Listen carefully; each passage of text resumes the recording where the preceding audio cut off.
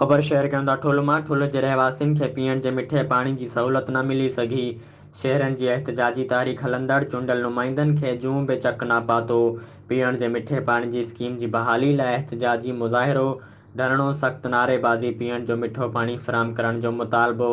ख़बर मूजिबि ठुल में पीअण जे मिठे पाणी जी स्कीम जो कमु रोलड़े जो शिकार थी वियो आहे। 2012 में मंज़ूर थियल 58 करोड़ 57 लख रुपयनि जी लाॻत सां वाटर सप्लाई स्कीम में करप्शन थियण ऐं कमु मुकमल न थियण जे करे ठुल जा शहरी पीअण जे पाणी खां महरूम बणियल आहिनि। ठुल शहर जा रहवासी पैसनि एवज़ मिठो पाणी ख़रीद करे रहिया आहिनि। ठुल जे शहरियुनि पारां पीअण जे मिठे पाणी जी स्कीम जी बहाली जे लाइ शुरू कयल एहतिजाजी तहरीक हलंदड़ आहे, पर अफ़सोस जो चूंडियल नुमाइंदनि एमपीए डॉक्टर सोहराब सर्की, वफ़ाक़ी वज़ीर मोहम्मद मियां सूमरे एहतिजाजनि जो नोटिस नाहे वरितो ऐं न वरी कॾहिं एहतिजाजी कैंप अचण जी ज़हमत कई आहे।